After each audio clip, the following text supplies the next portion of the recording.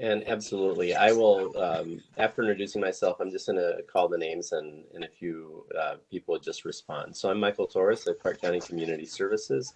And just going down the list next, Samantha. Hi, Sam Whitley with Community Services. Rebecca.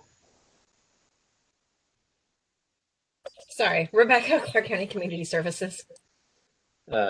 Cherish. Strosher, the City of Battleground. And David Scott. Dave Scott, City of Washougal. Good morning. Good morning. Don Lee. Dawn Lee, Community Services. Good morning, Don. Emily Lutz. Emily Lutz, Planning Supervisor with the City of Battleground. Good morning, Emily. Jeff Swanson. Jeff Swanson with the City of La Center. Catherine Mickelbust, sorry. Catherine Michelbust, City of Woodland Public Works. Thank you, Catherine. Sorry I murdered your name. Melita.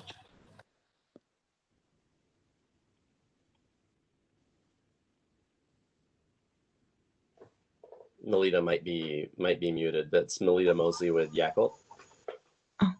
Can you hear me now? Yes, we can. Oh, I'm sorry. I had my mute button backwards. My screen's a little weird. Well, thank you, Melita. Ryan? Yes, good morning. Ryan James, City Engineer, City of Battleground. Good morning. Sam? Morning. Sam, City of Battleground, another person from Battleground. Tom Breitenbach? Hi, I'm Tom Breitenbach with Lifeline Connections. Thank you, Tom. And there is a call-in user. If I have not called your name, could you please identify yourself?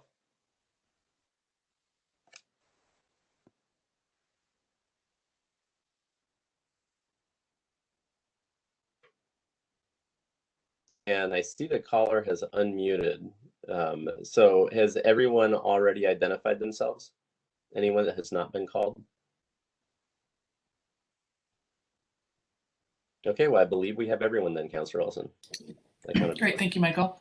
Okay, approval of the January 11th, 2021 meeting minutes. Are there any changes or comments on the meeting minutes? And if not, I will accept a motion. Melita Mosley here. I just need my last name spelled correctly, please. Okay. Rebecca has 2 E's. Okay. Thank you. Yeah, absolutely. This is Dave Scott. I would move that we approve the minutes as presented with that modification.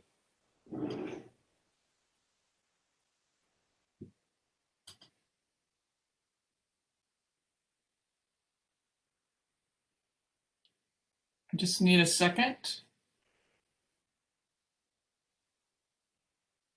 Jeff Swanson here. I will second the motion. Thank you. All right. All those in favor, please say aye. Aye. Aye. Aye. Okay, moving on. Program updates. Michael? Thank you. Next slide. And Sam, do you want to talk about the program updates since we're going to be talking some clinic stuff? Sure, but I didn't put a slide in for it. I just wanted to give everybody a brief note about where our 2 health clinics are at with their projects. Battleground Healthcare has found a building that they know they want to purchase. It's $3 million. They have a few, they're working on Gentle Dental is in the same plaza. So they're working through any legalities as far as having another dental clinic in that same plaza, but that should be resolved before March. And I told them that March would probably be a good time for their request and approval and their presentation of their kind of revised project that they want to undertake with for CB funds.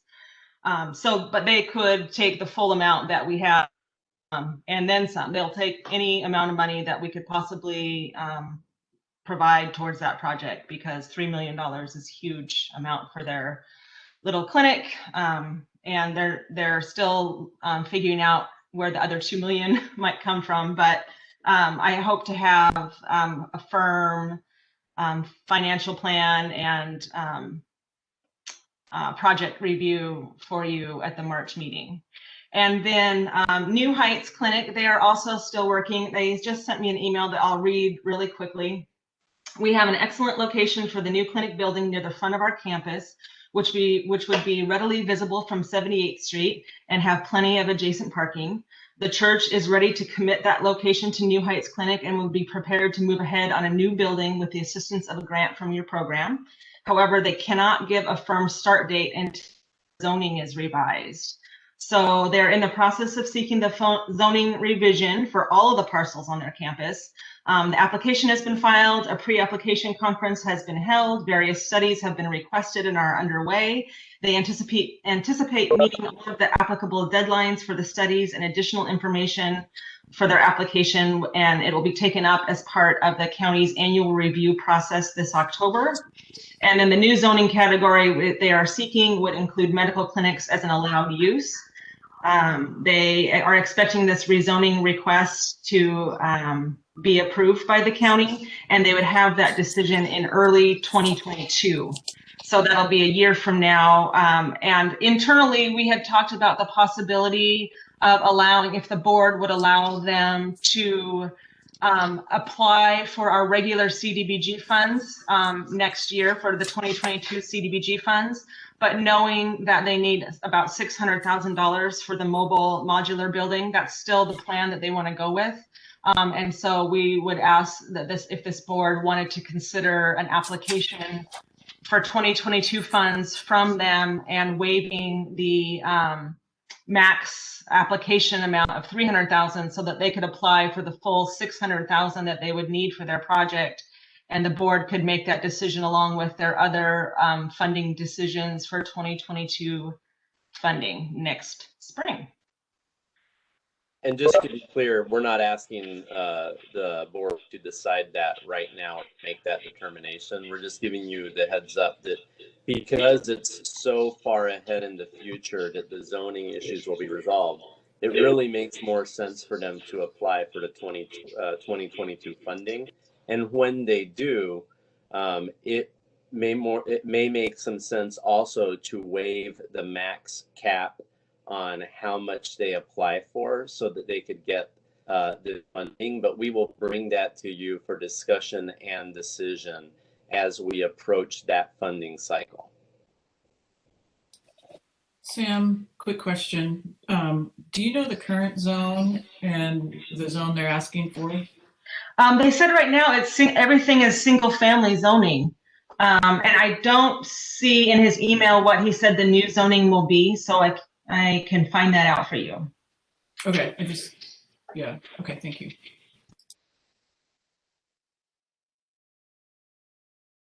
And is there anything else? Oh, sorry, go ahead. That's okay, I was just gonna ask if there's any other questions or.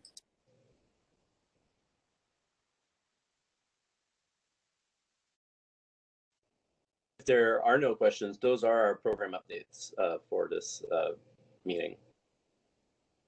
Okay, thank you, Michael. All right, applicant presentations. Who's going to lead this discussion?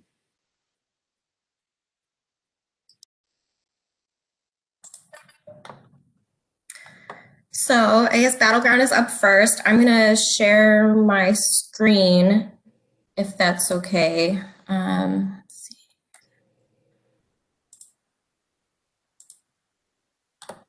Share.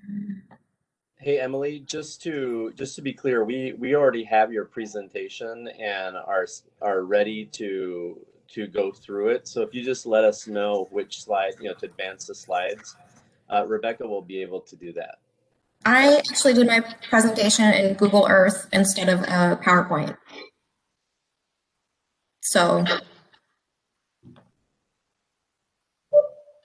you won't be able to see a countdown that we have set up because there's a 5-minute timer on all the presentations to keep us on track.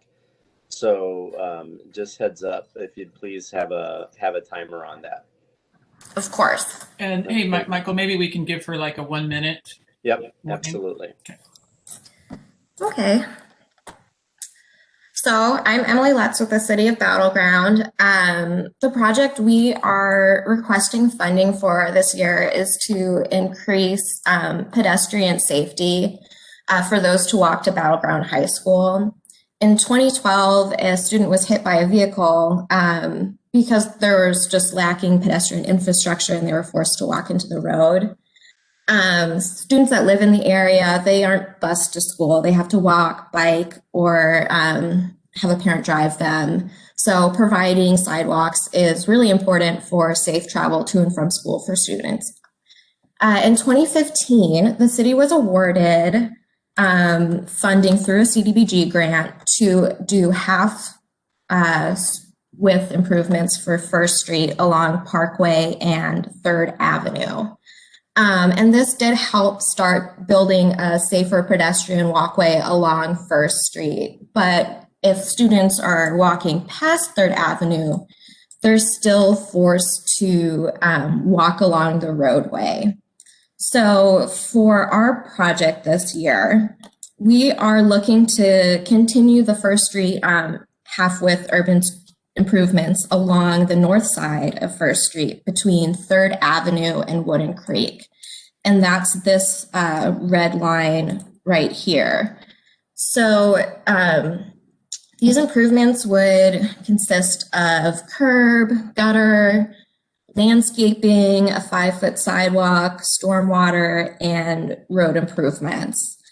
The picture I have up here kind of shows what the conditions are like during winter, and it's graveled area with puddles of water. So obviously those that are walking along first will most likely instead walk on the pavement rather than off the side of the road.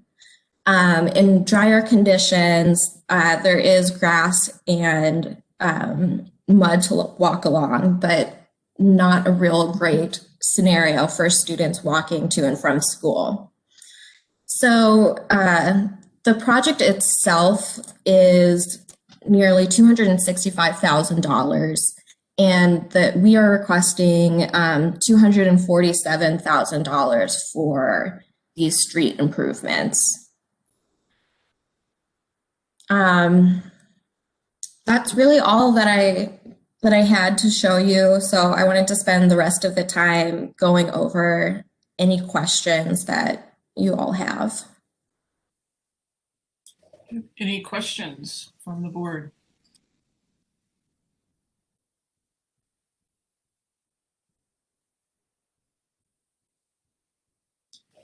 All right, hearing none. Thank you so much. Thank you.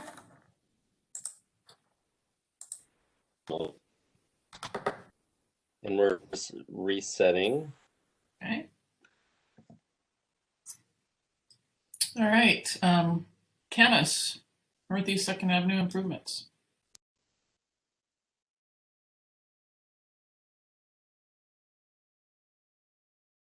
And Rebecca, are you ready? Yes, that's fine.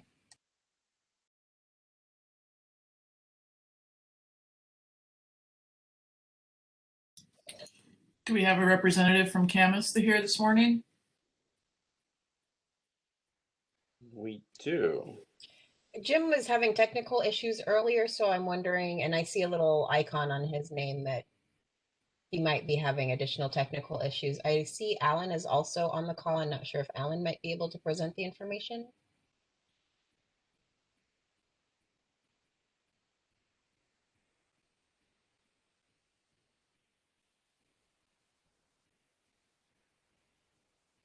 Or we can move on to the next presentation and come back to Camus. Okay, sounds good.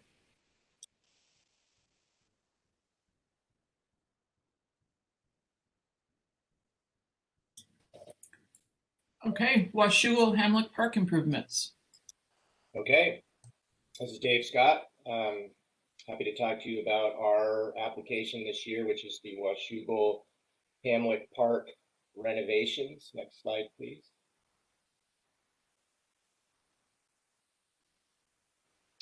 Next slide, please. So just a couple photos. The aerial photo there shows Hamlet Park and the neighborhood that surrounds it. And then Any day we get a CDBG grant award is double rainbow day at Hamlet Park. So I'm not sure how they figured out to take that shot, but that's just a nice shot of the park from street level. Next slide, please. So our request is for $100,000 with a match, including cash and a little bit of in-kind. We're just over 42,000 for a total project of 142,000. The project will assist with repairs of what's a really important park in that neighborhood, and it's fallen to disrepair, as you'll see. One of the key components of the project is the playground structure, which is starting to get a little old, and the big concern is the distributors aren't able to get us parts. So the project includes a number of components, including that playground I just mentioned, a half basketball court, replacing some old picnic tables, benches, and trash receptacles, providing irrigation, taking care of a little bike park we have in there that serves the neighborhood, and then some buildings that you'll see that need some repair and or replacement. Next slide, please.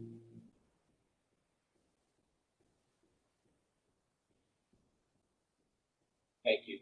This is just a couple of photos to show some of the deterioration at the park and a little budget for what's happening there. And you can see our request of $100,000.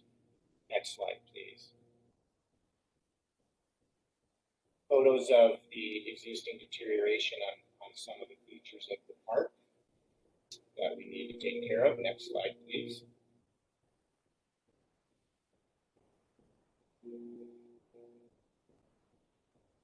And we would be replacing those elements with these elements, which should have a little bit better life: 6 tables, 3 benches, and some trash receptacles.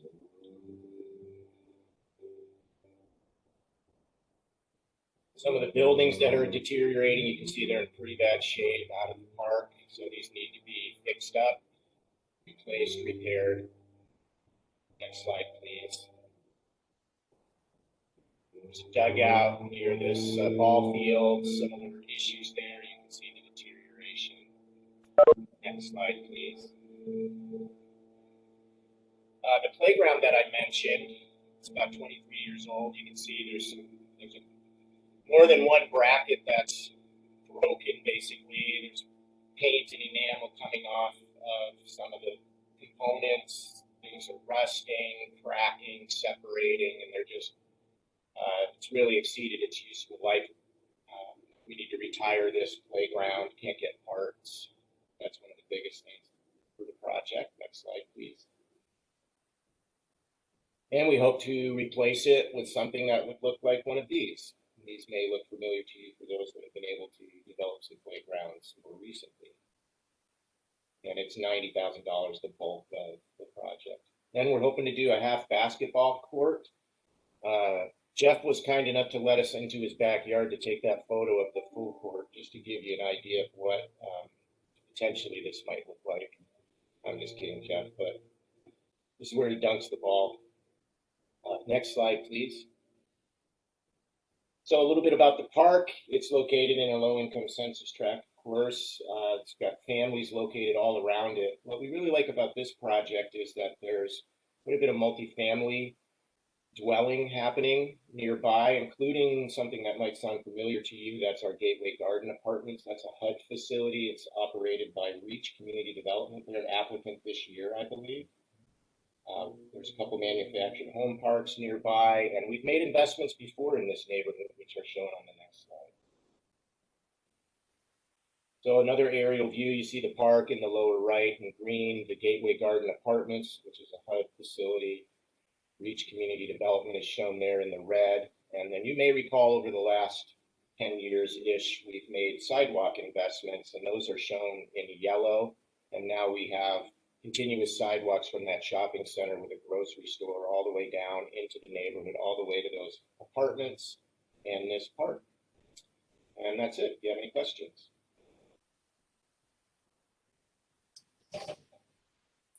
Questions?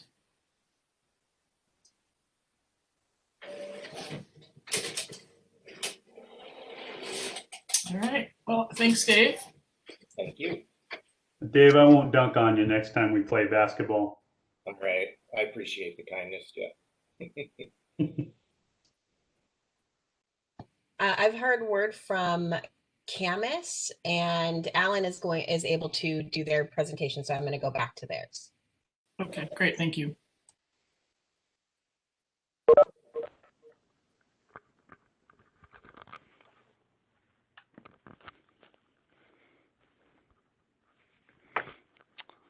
Hello, can you hear me? Yes, go ahead. Apologies. Jim Hodges here. Looks like I can do this by phone if that works for everybody. Absolutely. Yeah, thank you very much. So, there we go. Okay. Thank you. Now I can see. Looks like my screen got frozen and a number of other things. Anyway, thanks very much. This is the Camas Northeast 2nd Avenue Improvement Project. This is kind of in the downtown neighborhood of Camas. Go ahead and go to the next slide, please. And so the project limits are shown in red. And so City Hall is, yeah, it's kind of hard to see. It's got yellow text on it, but it's to the north of the project, a couple of blocks, just to give you a sense of where it is. And so there's a Safeway store, and then to the south there is really the area that's going to be served by this. So there's, let's see, maybe I can move on to the, yeah, we'll stick with this one for a few minutes. So the neighborhood to the south, obviously the area is all eligible. And the project consists of replacing the roadway, basically rehabilitating it as we have done with other projects with a cement amended process and some new asphalt. And then to replace some sidewalk that's in very poor condition, and in particular the side slope on the sidewalk is steep to the point to where people in wheelchairs actually don't want to use it. And then we got a couple ramps that we need to fix. And then our main contribution, our match, if you will, is related to the existing water line system, which is just way undersized, and it's probably 60 or 70 years old and definitely needs to be replaced.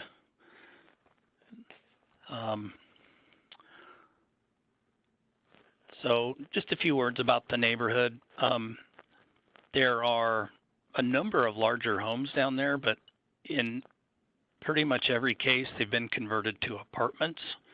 So maybe an older home is now 3 units. There's a number of handicapped people that live down in that area that traverse between, their homes and Safeway, and then also there's a C-Tran bus stop over there, which is kind of shown on the left side of your screen. And so for access to the bus stop, there's, it's a convenient spot for people that have mobility issues and sight issues and so forth. And so we know that because we've just historically, we know there's a lot of people down there that have, or relatively speaking, a lot of those kind of problems. So we can go to the next slide now.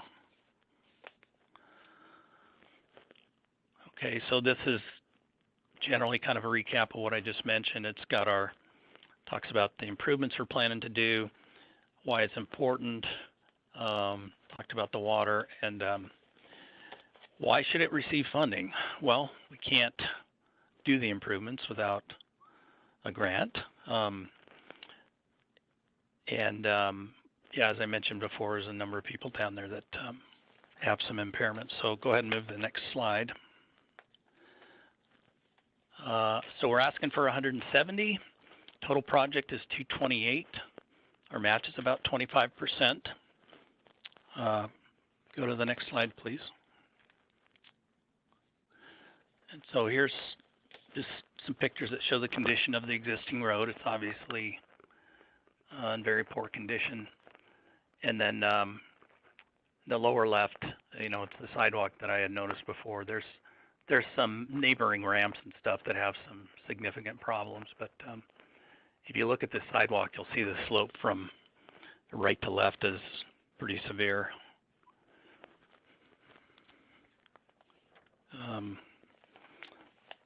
So I think that's probably my last slide.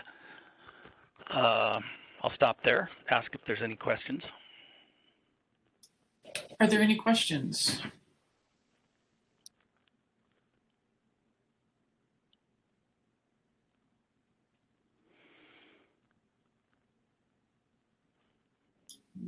Doesn't sound like there's any questions. It does look like it needs repair, that's for sure.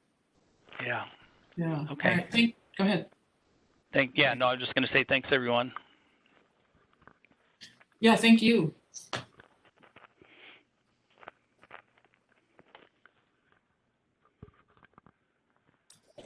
Okay, next up, Woodland Beechwood improvements.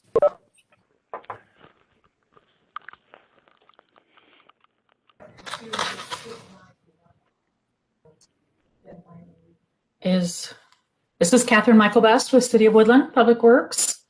And I guess that doesn't look like my first slide. There it is. Okay. Can you hear me okay? Yes, yeah. Please okay, proceed. excellent. Thanks so much. Thank you. Okay, this is, like I said, this is Catherine Michael Best, City of Woodland Public Works. And I'm here this morning to present the Beechwood sidewalk final phase in the City of Woodland. You can see right there the sidewalk ends. And so we want to continue this project. So next slide, please.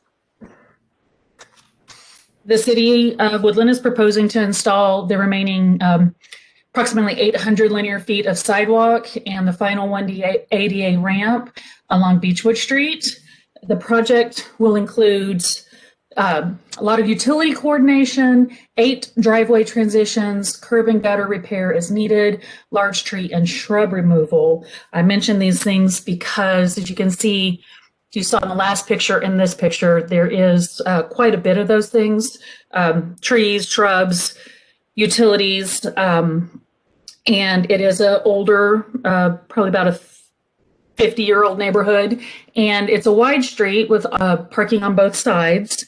And conversations with our contractor from the last portion of the project and engineer discovered the significant driveway transitions and curb issues that add to the cost of the project. So if you want to go to the next slide, please. So the total project estimate is $285,000 with the city match of about 20% of $57,000. So that puts the grant request at $228,000. And the project will solve 2 primary problems around the safety and ADA access. As you could see in the pictures, it's a wide street with parking on both sides. So any pedestrian would have to be out in the street, as we know that's unsafe. So that would help that situation. And then, of course, the benefit of a healthier lifestyle and increasing walking connections, this would connect this neighborhood to services within the city of businesses and the schools and such. And of course, with lots of people spending more time at home, having a good sidewalk system is beneficial. So next slide, please. The picture there on the left is the end of the street, that would be the final ADA ramp. The picture on the bottom shows, you can see in the lavender is kind of the local area that is within the block group 5 of CDBG. That's a block group 5 area of Woodland. And so we're serving disabled and low to moderate income residents in that area. And if you can see the colors, the green area is the sidewalk that was installed with the 2016 grant. The blue areas of sidewalk on Park and then a portion of Beechwood was within the 2018 grant. They both included quite a few ADA ramps. And so then the orange is our current application. So next slide, please. Okay, so on the right-hand side, you see that's looking down the 2016 sidewalk, and the lower right hand is the 2018 project. So we have successfully completed both 2016 and 2018 projects, and so this would complete Beechwood. And I believe that is all I have in my presentation. Any questions? Questions of Catherine?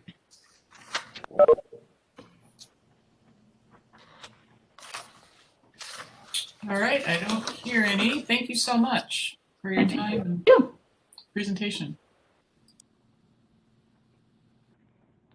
All right, next up, Lifeline Connection, Mother's Recovery Home. Hello, I'm Tom Breitenbach with Lifeline Connections. Good morning. Thank you for having me today. Good morning. So go ahead and move to the next slide, please. So we are requesting $200,000 to purchase a sober living home for 6 women with children under the age of 5. A recovery house will include additional supports from Lifeline staff and services with fewer restrictions than other traditionally recovery homes, such as will allow, Medicaid management, which some like Oxford houses don't always have available, and not a lot of other recovery homes have an option for children to live there. Next slide, please. One of the most critical populations needing treatment for substance use disorders is pregnant and parenting women, and the need is growing, as you can see from the stats on this slide. Lifeline Connections opened a pregnant and parenting women's residential treatment program in Vancouver in October of 2018, where women gain parenting skills, get connected to community supports, and work with a housing specialist. Providing housing support strengthens a parent's ability to ensure their children are safe and well. Next slide, please. There are very few options for shared living when it comes to mothers early in recovery with children. This is an area that is much needed in our community. Our proposal will provide family-friendly sober living and housing stability support services, which are essential for the early recovery of these women. It's often very difficult for people in recovery to stay clean if they don't have some type of stable housing, and it's even more essential when there are children. Next slide, please. Recovery housing is a nationally recognized supportive housing model that meets Housing First criteria. Our program takes the client-centered approach with an emphasis on client choice, with minimal barriers to accessing housing. In addition, relapse is not an automatic cause for eviction. Next slide, please. We anticipate assisting 9 households by the end of the first year. This project increases affordable housing options in our community for this unique population. Services will include case management, employment services, and peer and recovery supports. With this program, we anticipate a reduced recidivism, rates of relapse, and returns to treatment. We will serve adult mothers with children ages 5 or younger experiencing homelessness or at risk of homelessness, and those diagnosed with behavioral health disorder.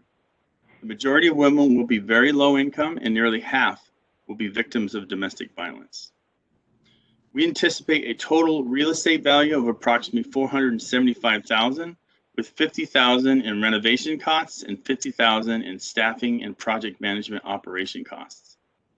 The agency has set aside $125,000 in capital reserves for the down payment and is requesting $125,000 from City CDBG and $200,000 from Clark CDBG. The remaining of costs will be covered through commercial loans or fundraising activities. Next slide, please. So if you have any further questions, here's some contact information. Our CEO, Bree Dalton, community-based program director, and myself. With that, I can open up the questions. Questions of the board?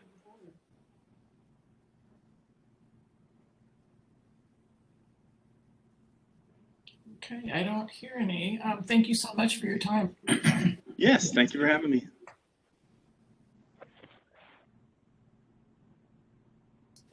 As you can see, we have a 10-minute break. All right. We'll be back in 10 minutes at 10:17. Right. Thank you, everyone.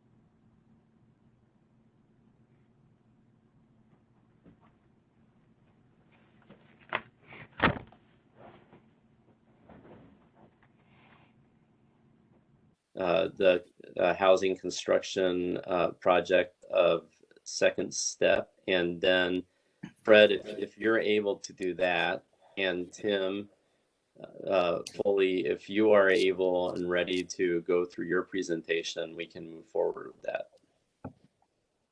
Yeah, Michael, this is Fred Dockler. I'm out here. I'll talk about VHA's. Oh, I'm sorry, Fred. I said yes, please. Would you like me to start that now? Give me one moment first. And Tim, would you also be ready to talk through Second Step housings?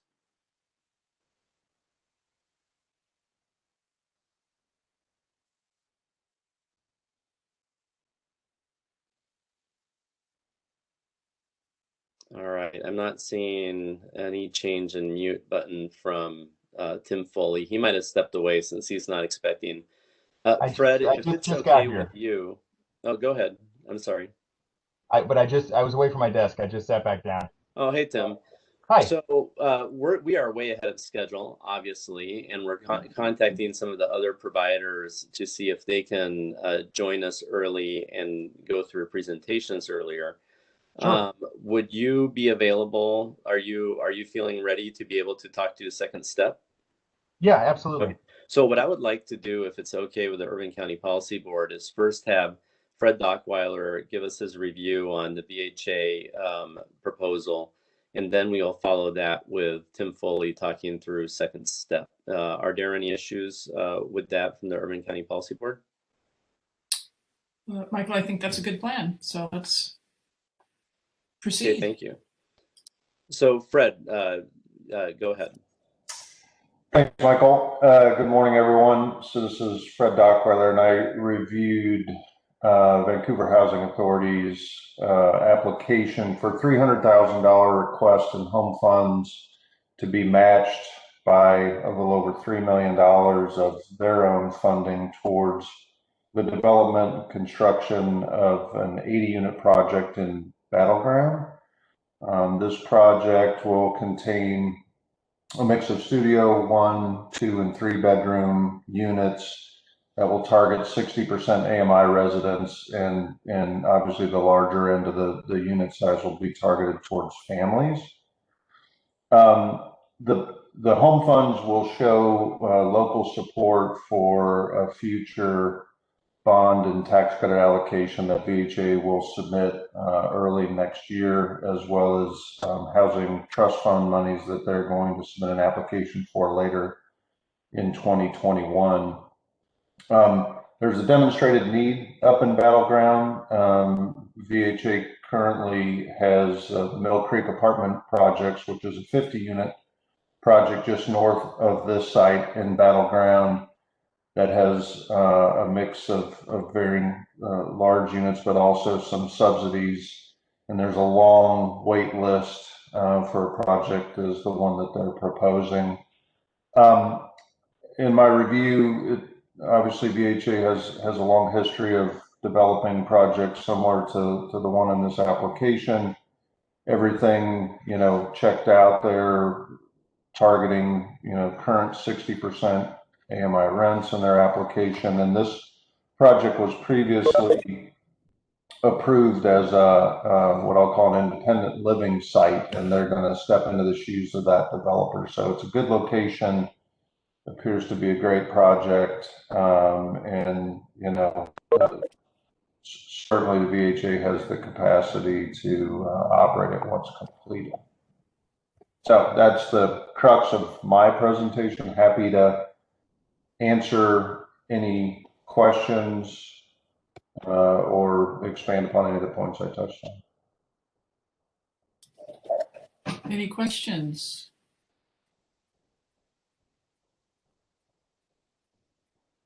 Okay, I don't hear any. Thank you, Fred, for your time and your presentation. Yeah. Absolutely. Thank you. Thank you, Fred. And we do have, I just want to acknowledge Carmen Castro and Gigi Olguin just came online from the Hispanic Chamber. So thank you for coming in early, Hispanic Chamber. Next, we are going to listen to Tim Foley's presentation from Second Step Housing. And after that, we will move to Hispanic Chamber. Okay. Hi, everyone. This is Tim Foley. I'm the Executive Director of Second Step Housing. I'm going to talk for a few minutes about our acquisition proposal.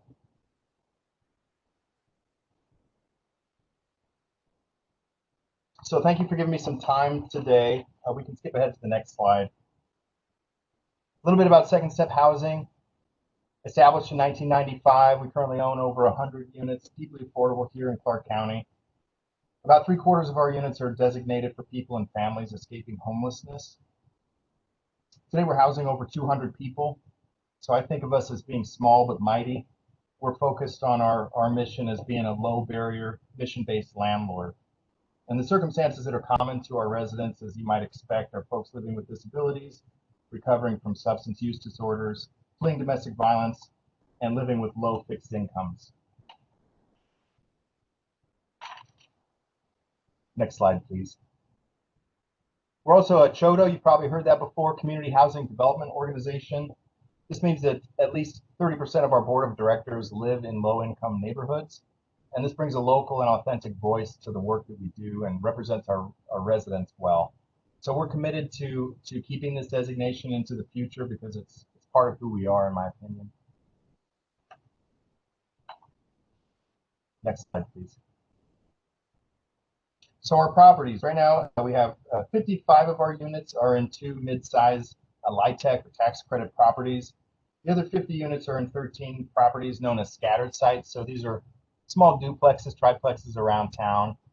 We're currently working with GIN Development to acquire 9 new units of affordable housing. And this was in part funded by county home funds and the City of Vancouver Affordable Housing Fund.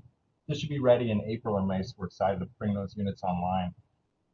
Right now, I think we lost you for a moment. Could you please repeat that last part? After working with GIN Development to acquire 9 new units. Yeah, those should be ready for occupancy in April or May. So we're excited about bringing new units online.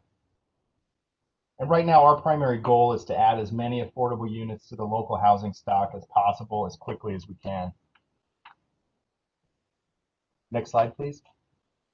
So our proposal, we've asked for $300,000 in county home funds to acquire existing housing units and preserve them as affordable. Right now, we're working with the VHA to acquire a 26-unit property called North Crest Apartments. It's a mixed income property, or it will be for us, once we purchase it. 14 of the units will be for 50% AMI, 4 units will be 60%, and 8 units will be at 80% AMI. So it's important to keep in mind that these AMI restrictions are ceilings, so most households will be well under that. We've also asked for $900,000 from the City of Vancouver Affordable Housing Fund to put into this property. Next slide, please. So this is where the location is, the North Crest Apartments. You can see it's just west of Mill Plain and Andreessen, across the street from where the Safeway development is there, just to give you a sense of where it's located. Next slide, please. And so here's an aerial shot. So North Crest Apartments were built in 1965. They've been well cared for. Recent capital needs assessments showed that They need some updating, but they're structurally sound. I would call them dated but sturdy. A number of them have been upgraded, and what we would look at doing is doing expensive unit turnovers as the units do turn over. We would also look at maybe including this in a tax credit rehab deal a couple of years from now when we have another property that will need that same thing. So I would package the two properties together to do any extensive rehab work that might be needed. So the VHA bought the North Crest 2 years ago with the intention of doing just that, including it as a package with another property or two to do a rehab deal. And then their plans changed, and so they offered it to us essentially for what they paid for it. So, you know, this is about $120,000 per unit, which is a good price. And our goal is to preserve these as long as possible as affordable units. Of course, if they're sold to a private investor, they'll almost certainly become market rate units. And next slide, and that's my time. Any questions for Tim?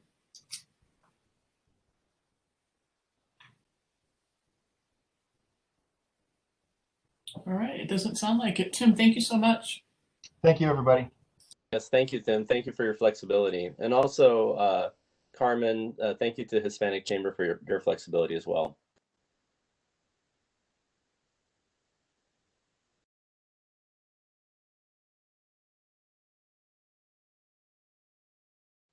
Rebecca, could you pull up Hispanic Chamber's presentation? And I do see that we have a new call-in user. Could you identify yourself? Hello, this is Peggy Sheehan with the City of Vancouver. Okay, Peggy, thank you. Thank you guys for hosting.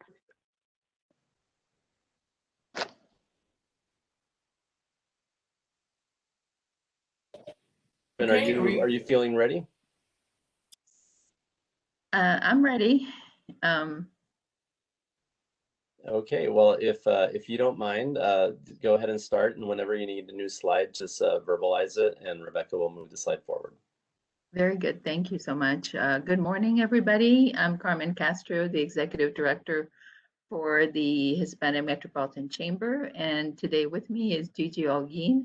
She is the business developer who serves Clark County. So this morning we are going to be presenting our project. So I wanted to acknowledge also.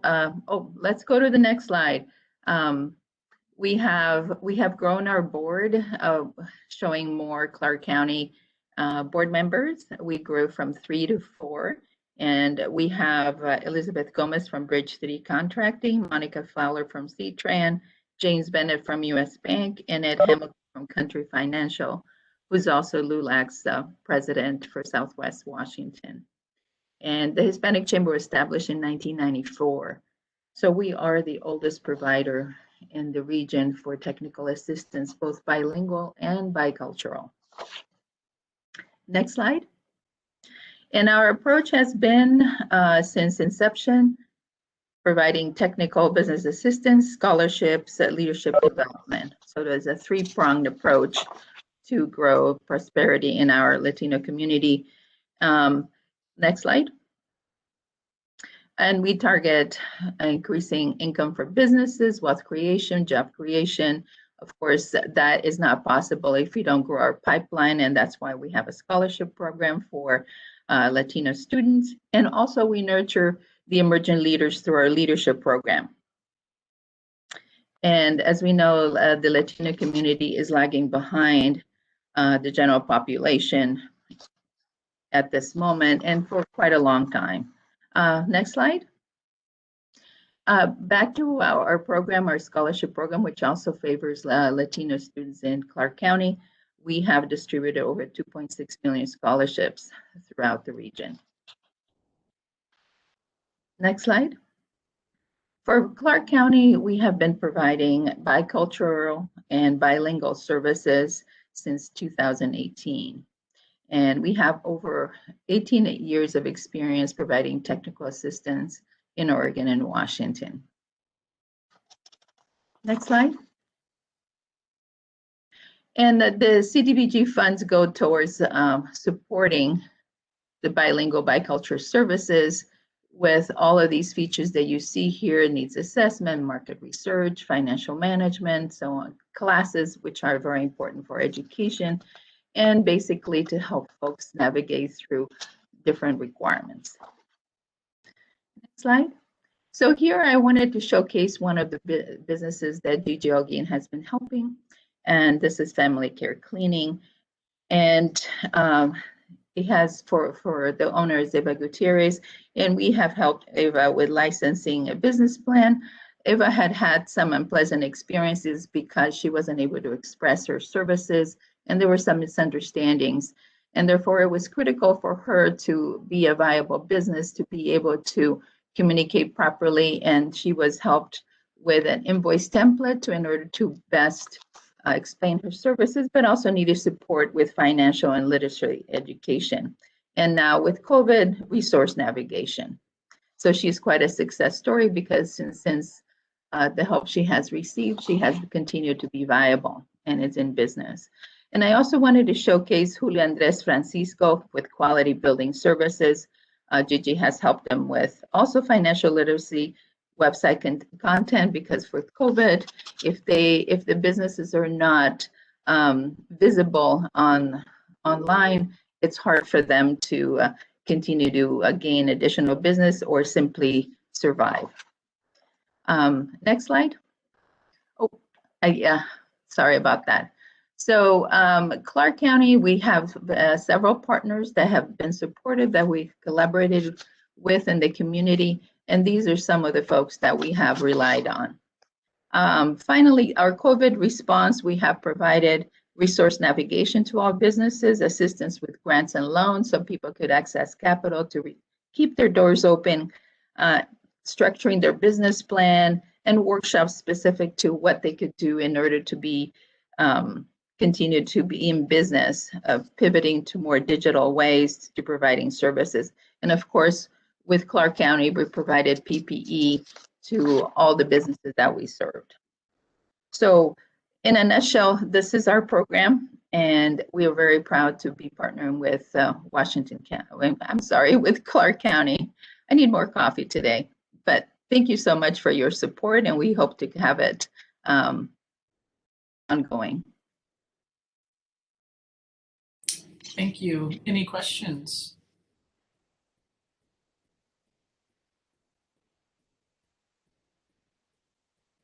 All right, it doesn't sound like it. Thank you so much for your time this morning. Thank you. We appreciate the support, and we hope to continue to serve the businesses, especially now with COVID. It is critical to do so. Appreciate it. And just to keep everyone informed, we do have calls in to Mercy Corps and Proud Ground, and they will be joining us early. Mercy Corps should be coming on any moment now. They said they'd be in about 5 minutes, and Proud Ground indicated, oh, Hannah Cotter from Mercy Corps has just indicated she's here. So we will start with Mercy Corps. And shortly after they're done, Proud Ground said they would be joining us around 10:45. That's as soon as they can come in. And we also have calls in. That would leave us with 2 tenant-based rental assistant applicants that we don't do presentations with, but we do make them available for any questions you may have for TBRA. And that would be Janice Youth and Cher, and we have contacted both asking them to join us as soon as possible. We do not have an acknowledgement yet, but that's where we are at. Great, thank you, Michael. And Hannah, are you going to be doing the presentation for Mercy Corps? Yes, I will be doing the presentation. Lynn is either on the line or about to jump on, and she'll be here for questions. And that is our executive director, for everyone who doesn't know. Do you need us to wait for a moment for her to come online? No, we can get started.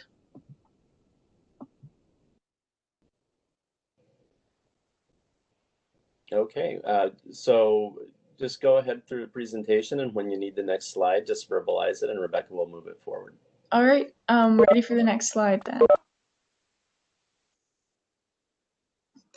So at Mercy Corps Northwest, our main goals are to invest in communities, uncover breakthrough solutions, and fight for equitable opportunities across the Pacific Northwest.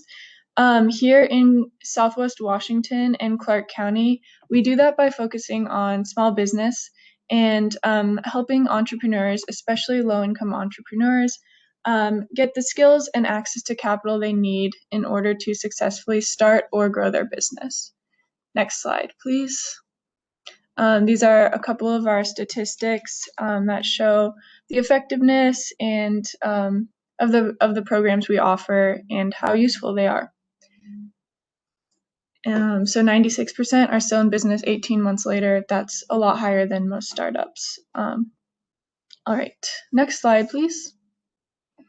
So the next few slides are going to show what we've accomplished since August, when we were able to increase our presence and dedicate a team specifically to Southwest Washington.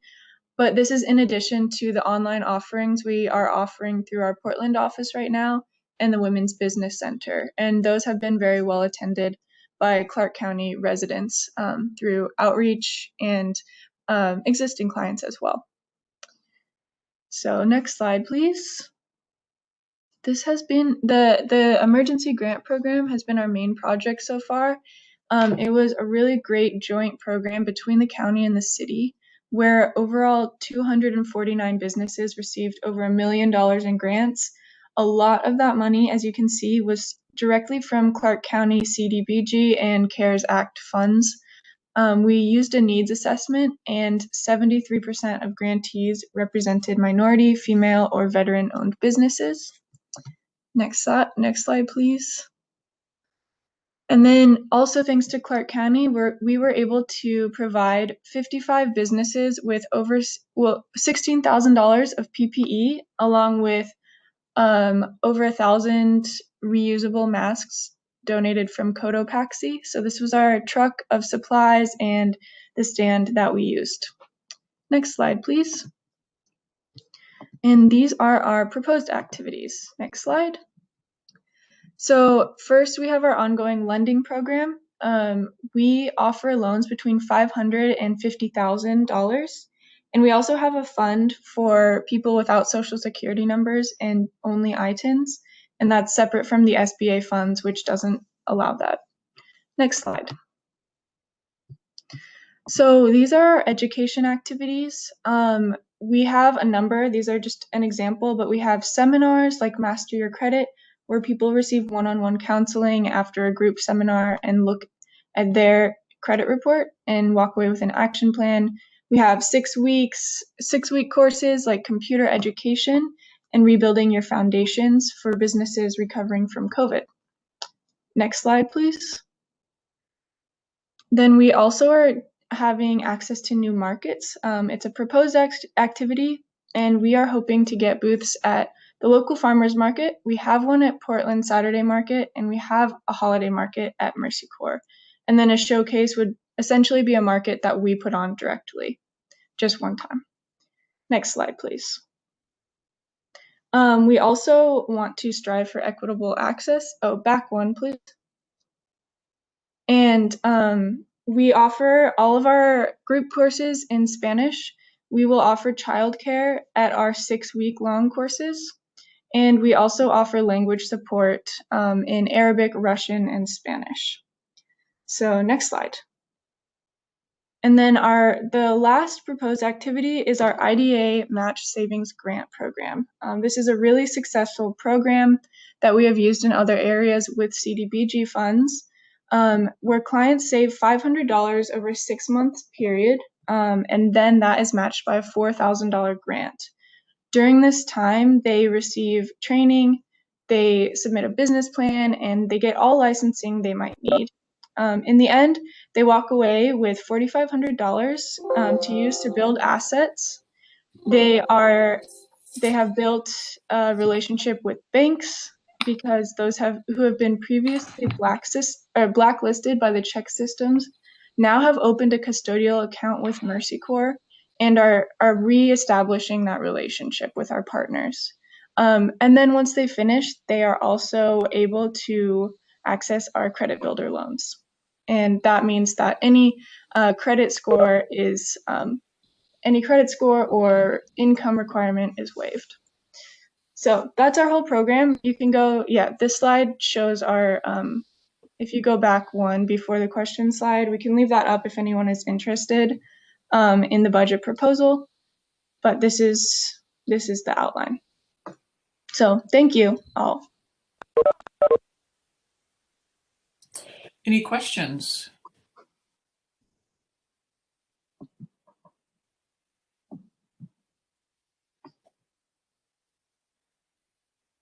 Okay, doesn't sound like we have any questions from the board. Thank you so much for your time and presentation this morning.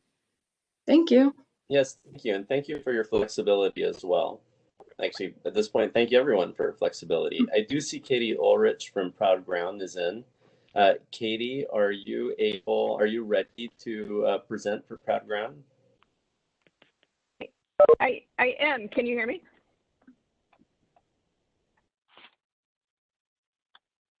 Can you all hear me? Yes, you are good to go. Oh, great. All right. So Katie, thanks for having me. Yeah. Just verbally tell us whenever you want the slides to move forward, and we will do that. Thank you. All right. Good morning. Thanks for having me. So my name is Katie Ulrich. I am the Homeownership Program Director at Proud Ground. And Proud Ground is the only organization helping Clark County achieve its affordable housing development and preservation goals within homeownership. So Proud Ground's model addresses the missing middle housing that's needed for low to moderate income families who can qualify for a mortgage but cannot afford to purchase a home on the open market, given the rising costs of homes in the Clark County. So these are working households that are ready to purchase a home in Clark County, but would not be able to without our program. Next slide, please. So Proud Ground is the largest community land trust in the Pacific Northwest and one of the largest in the country. We are a HUD-approved counseling and education agency, and since 1999, we've served over 400 homeowners in the region, including 19 homeowners in Clark County since 2014. And we anticipate closing another 3 homes this year with your support. We're grateful for our past funding we've received, but there is still need. We have home buyers on our waiting list from Clark County. 68% of them are households of color, and almost 1/2 are mortgage ready. The average income is about 49% of the area median income. Next slide, please. So in the community land trust model, Proud Ground homeowners qualify for a traditional mortgage, and they receive a down payment assistance grant and agree to maintain that affordability for the next home buyer. So basically the home funding fills the gap between what a home buyer can afford in a traditional mortgage and what the cost of the homes are in the market. Proud Ground is holding virtual information sessions in Clark County with some partners in the area to educate home buyers on our program. We then work with qualified home buyers to do counseling education until they become mortgage ready. And then we work with an approved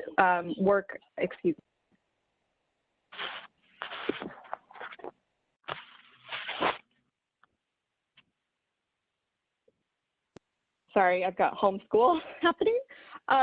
So basically they work with a Clark County-based team of realtors, lenders, and partners to help find a home on the open market. The home buyer agrees that if they sell, they must, after they purchase their home, they must sell to another low-income household. And while they still build wealth, our homeowners help future generations of home buyers have access to affordable homes just like they did. So Proud Ground also ensures that these homes are stewarded in perpetuity, and based on our record of 0 homes lost to foreclosure, and we also provide significant post-purchase support to our homeowners. So the funding that we're asking for is one-time funding that will really create systemic change for that household, but also for the community. Next slide, please. So as you know, there's a need in Clark County. The median market home price increased by 8.5% last year. And as the prices continue to increase in Clark County, there is a need for affordable homeownership opportunities. So these examples here are examples of households that are actually on our Clark County waiting list that are mortgage ready but can't afford the homes at market value. Next slide, please. So Proud Ground is requesting $300,000 in funding from the county to assist 3 households. The home buyers would be required to contribute a minimum of basically $185,500 each of their own funds. That is usually a combination between the home loan and their own down payment. And then each home buyer would use $92,000 of the county's funds. Proud Ground charges a fee of $8,000 to bring a program delivery fee that covers our counseling education, our confirming the house meets the program guidelines, and the long-term stewardship of the home. And then the home becomes part of our permanently affordable homeownership program, which means that it will remain affordable to other income qualified buyers into the future. Next slide, please. So I'm a little short on time. I think I went over this last year as well, but it just kind of shows how our program works. So although this is one-time funding, when a home resells in our program, we are providing that home to another income qualified home buyer without any additional county support. So this is actually an example of a home buyer that owned a home in Clark County for 2 years. They had to relocate for a job, and they were able to sell their home to another income qualified family at an affordable price. And they actually ended up walking away with about $15,000 in proceeds after 2 years of home ownership. And when they purchased their home, they actually only put $1,000 down. So they got a pretty good return on their investment. And the home was offered to another low-income home buyer without any additional money from the county. So that's next slide, I think, is just my question slide. But we're excited that we were funded again last year in Clark County, and we're hoping to continue to expand our program as well. So I'm open to questions. Thank you so much, Katie. Any questions of the board?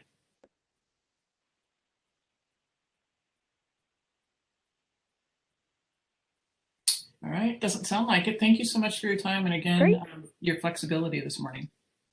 Oh, sure, thank you. Have a good rest of your day. Thank you, you too. Bye. Thank you. I do see that both Janus Youth and Share representatives are online now.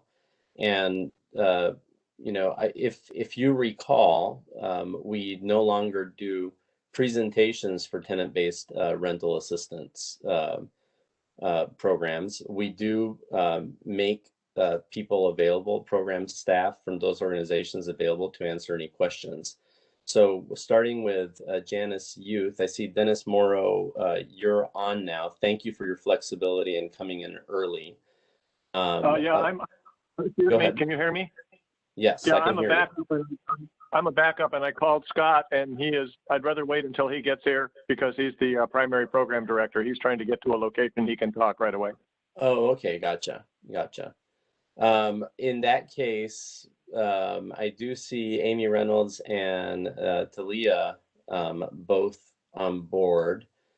We could start with Share. And let me... That would be fine with us, Michael. Okay, thank you very much, Amy.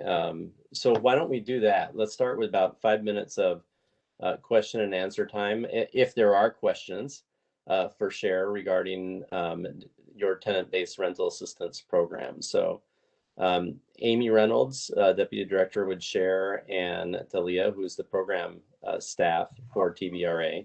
You guys can go ahead and introduce yourselves and field any questions there maybe. As Michael said, I'm Amy Reynolds. I'm the Deputy Director for Share, and we're just here to to respond to any questions. And Talia is now our Assistant Director for the Affordable Housing and Stability Program. Hi, everyone.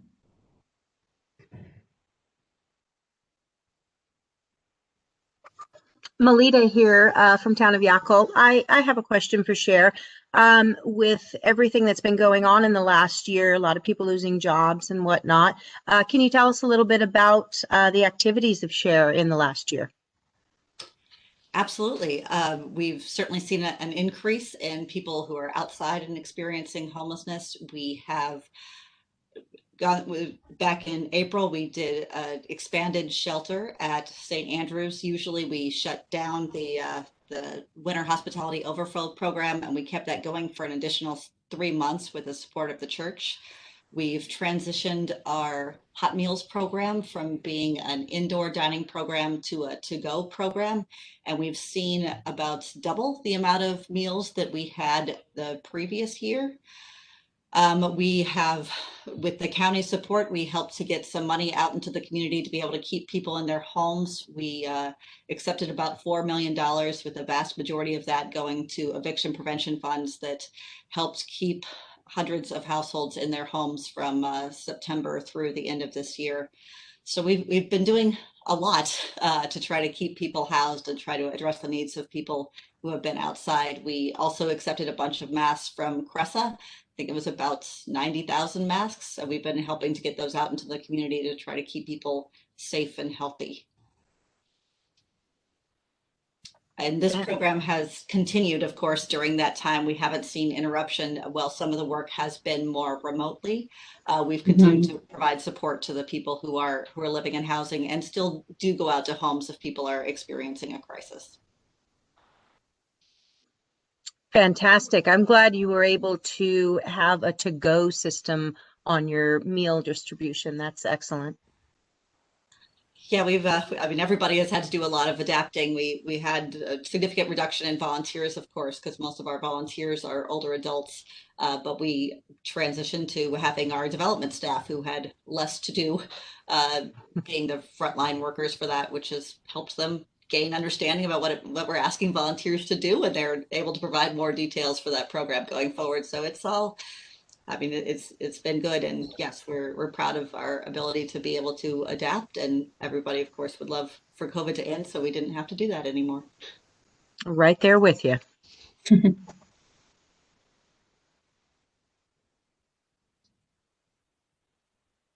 Amy said we're doing a lot more like virtual case managements, whether on Zoom or some video platform. A lot of our clients have actually like requested that because it helps them practice like their telehealth appointments, and it's just a lot of phone call appointments or going out to their home, meeting them outside, trying to meet their needs while also following the safety protocol.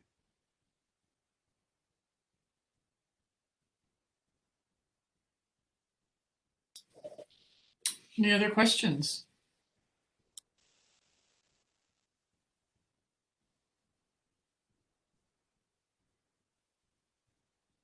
If there are no questions, I keep talking about Janus Youth, and I've completely, just because he'd already joined us, Tom Breitenbach from Lifeline is the other organization that has tenant-based rental assistance proposal submitted, and they are next on our regular order. So Tom, are you ready to answer any questions that there may be from Lifeline regarding tenant-based rental assistance?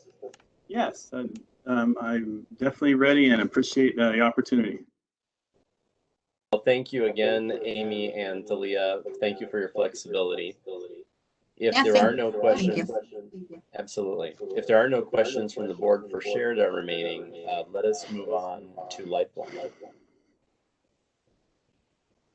So Tom, go ahead and introduce yourself, and then just be available for any questions that there may be. Hello, I'm the housing supervisor for Lifeline Connections, and I'm ready for any questions you might have.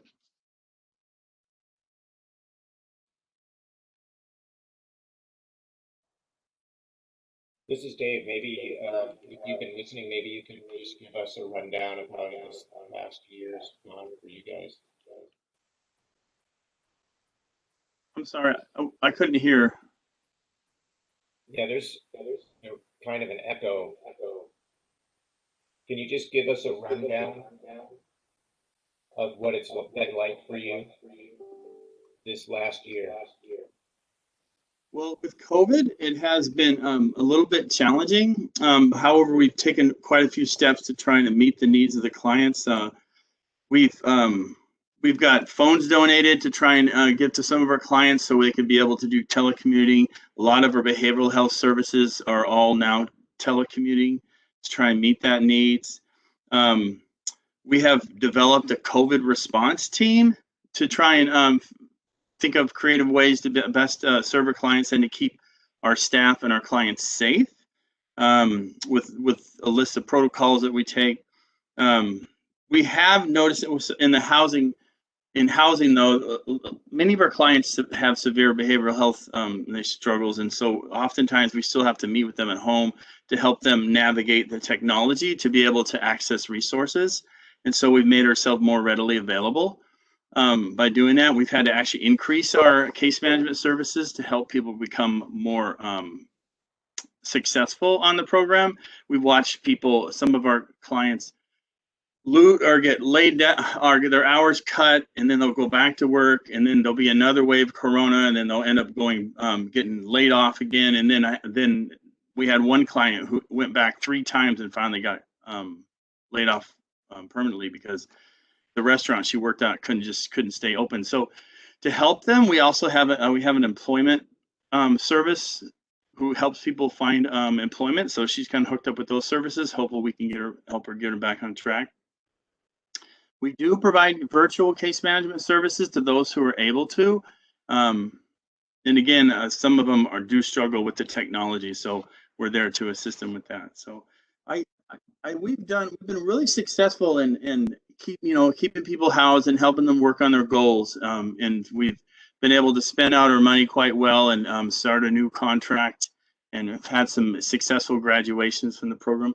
Actually, our success rate for those obtaining housing for the program in general, for the housing program in general, is around 77%, and 83% for those who are graduating successfully move on to other types of housing. We have quite a few different housing programs aside from TBR, though.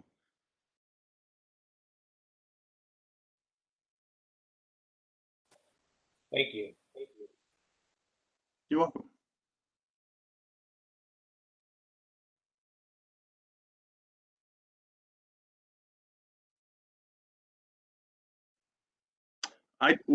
If there are no other questions, I just want to thank you all very much. I think that Lifeline has been very, very successful this last year in providing services to housing. There was a little bit of a bumpy start as a new program for Lifeline, but we are well on track to providing good quality housing services, and we really do appreciate the opportunity to continue and even increase, our services.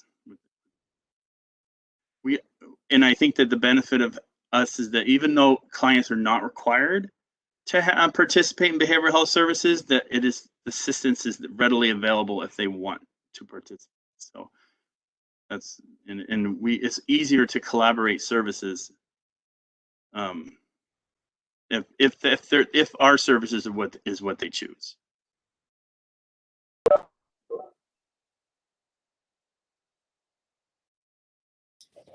Any other questions? Yeah. Sorry, Councilor Olson. That's okay.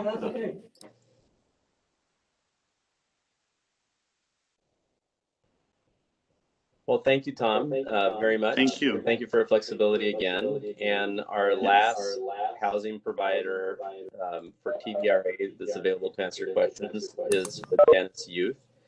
I do see both Dennis and Scott Conger are online. Scott, are you able to talk?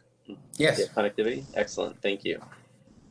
So you can go ahead and introduce yourself, and we're not doing presentations, but you're available for questions regarding your Janus Youth TVRA program. Hello, everyone. Good morning. Seems like you guys are going quite quickly today. That must be nice. I'm Scott Conger. I'm the program director for Janus Youth Housing Programs in Vancouver, Clark County. And Dennis Morrow is on the line too. He's the executive director. So we're open to any questions you may have about the program. Scott, can you just give us a briefing on how this last year's been for your program? Yeah. You know, we pivoted quickly to assisting youth in maintaining their housing through virtual case management and outdoor spatial distancing. We were able to receive a grant from Community Foundation that helped us keep people in their homes with a little extra funding, as well as purchasing computers for all of our households so that we could meet with them virtually. And then we also received funding from Commerce to help individuals stay in their homes through prevention programs. We worked in conjunction with the county with that at the ERAP program, so that was highly successful in the community. We're looking to the future here to assist with the TRAP program, which is additional $14.7 million coming through the county that we're looking forward to assisting individuals in the community to stay housed. With this funding, the CDBG and home funding, we were able to help people get off the streets and into their house. So that's a needed program in this community, just because right now it's currently the only youth-focused rapid rehousing program in the community. We have some permanent supportive housing and some prevention programs, but this program here is the only one that we have to actually get youth off the streets and into their own homes, which we were really successful this last year in assisting individuals to become self-sufficient. The job market lent itself towards, you know, able-bodied youth to become employed, just because you know, people had to take time off, and because of COVID, and the youth were able to obtain jobs, so that was actually beneficial to them. You know, we've had to pivot our drop-in center so that people can just come in and pick up the needs that they have, as opposed to, it's not so much as a drop-in center as opposed to come and get meals and come and get clothing and take a quick shower and things like that. But that's again opening up soon here so that we can have more people come in. And right now we're just focusing on assisting individuals in maintaining their housing. So, and it's becoming quite effective. Case managers are working extra hours to make sure that people are becoming self-sufficient. So we're having unexpected success with people becoming self-sufficient because of the job market lends itself towards youth right now.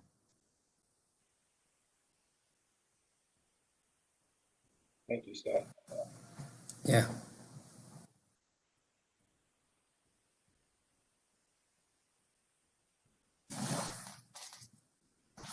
So just to wrap up a little bit, like I said, I'm sorry, what's that, Dennis?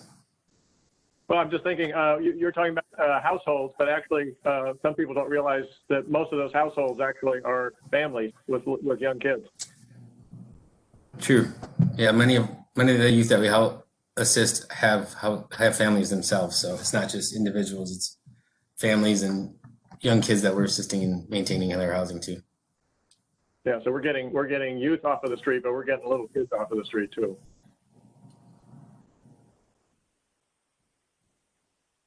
And again, we just want to say thank you for this opportunity for these fundings, because again, this is the only funding that lends itself towards rapid rehousing currently.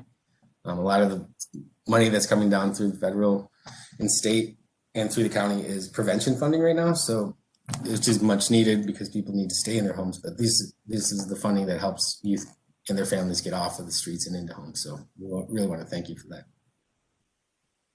Hey, Scott, I'm glad you're mentioning that, because I was planning to tell this to the Urban County Policy Board once all the questions and answers were done. But that is a factor about this tenant-based rental assistance that I hope everyone understands, that it's different from the other millions of dollars of rental assistance coming into the community from the federal government and the state government, is that those additional dollars coming in do not serve people who are currently unhoused. All those dollars are designed to, as part of the eligibility criteria, to go to people who are currently housed and have leases and owe rent to their landlord. So it's really part of keeping people housed through the economic crisis and preventing evictions when we get to that eviction cliff that comes after the moratorium. But our tenant-based rental assistance funds are some of the only funds available in the community for the homeless crisis service providers of different kind that are used for rapid rehousing of unhoused people. So that's just something that I wanted to make sure that the Urban County Policy Board understood.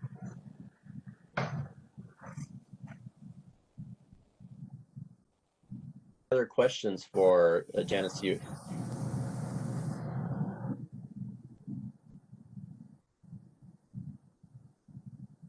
I just second what Michael was saying. Janice has received broad support from those funds that you're talking about on an emergency basis. There have been some months in the fall when we're paying rent for over 200 youth in Oregon or Washington. It's huge. But this is the only program that goes out on the street and gets the kids and their families off of the street. It's the only youth-focused program in Southwest Washington, period. So it's crucial for that. Otherwise, we're creating homelessness instead of ending.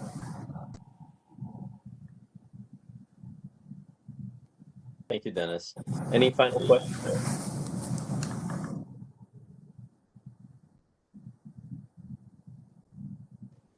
Well, if there are none, thank you, Dennis and Scott, Janice Youth, for being available to answer questions. Thank you for your flexibility as well, because we just went quickly. This is the first time we've done the presentation of applications virtually, and it really has flown by. So thank you for flexibility. Thank you. And Samantha, is there anything to close our agenda? Any remaining things from you? Yeah, I was just going to let the board know. Well, first of all, I got an email back already from New Heights to respond to the question that I emailed them, Councilor Olson. They are proposing the change of zoning to community commercial, which seems to be the best fit for the kinds of activities they have on their campus. And it's one that several other large churches have used as they understand it. He said, if through the process the county determines another classification would be more appropriate, they would also consider that. So that's what I found out. Okay, so from residential to potentially to community commercial. Correct. Okay, thank you. I will get into Neighborly this afternoon and open up all of the scoring, assign you all as scorers to the applications that you did not submit. So if you submitted one, you won't be able to score it, that one, but you'll have access to all the other applications. And I think, if I'm remembering correctly from last year, that means you'll get like 10 emails that say, you can now access this application. You can now access this application. So I just wanted to give you the heads up on that to be prepared for all the Neighborly emails, so you can get into the actual applications and start inputting scores. I'll send out the scoring cheat sheet reminder that we looked at last month. And then you're obviously, anybody can contact me at any time if they run into any trouble when they're trying to score the applications. I think the deadline that we asked to have the scores in was the first week of March, early in the week, so that we can compile all the scoring and have a spreadsheet ready for you by the March 8th meeting. And last year, I thought I was being helpful by creating like a funding scenario to try to make the conversation easier during the awards, but I don't think that ended up being that helpful. So if you please give me some direction on if you just want to see the scores and then decide the funding during the meeting, or if you want staff to try to put their best guess based on your scores of what should be funded. I'm happy to do either way. This is Dave. I think it's always helpful to have a staff recommendation, and then the board can at least have that as consideration. Okay, I'm happy to put that together when we compile all the scores that you submit. So thank you. This is Dave again. Can you also just remind us how much funding is available in each of these 3 buckets? Well, we don't have the full funding. I do need to get that from finance because they'll sweep all the old projects that are closed and completed if there's any remaining funding to put towards that. So we have not received our HUD allocation award amount yet. We're expecting about the same amount as last year. So I don't have that at my fingertips. I started trying to frantically click around for it, but I'll just email that out to you with the scoring deadline and scoring instructions. Yep.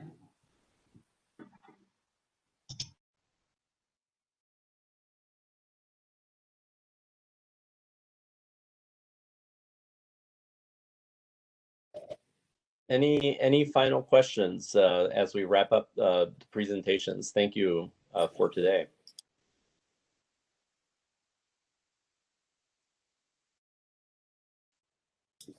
So if there are none, you can expect to see the email from Samantha, the communication that she just described.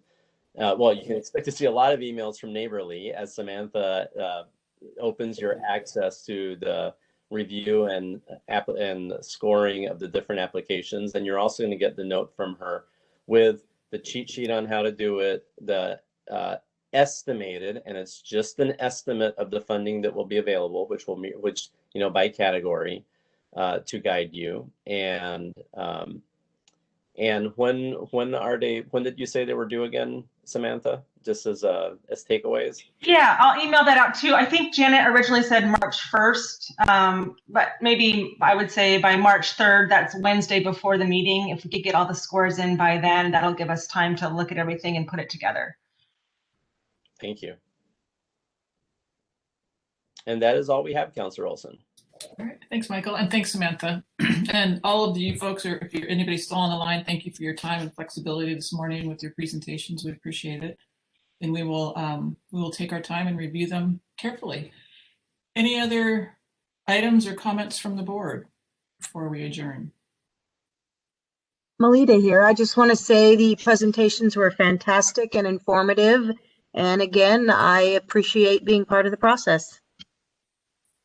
Thank you, Melita. I totally agree. Yeah. Anything else for the good of the order? All right, we will adjourn. Thank you, everyone, for being here. And Samantha, we'll look forward to all the multiple emails and get our scoring done. So thanks so much, everyone. Thank you. Thank you. Thank you. Goodbye, everyone. Be safe.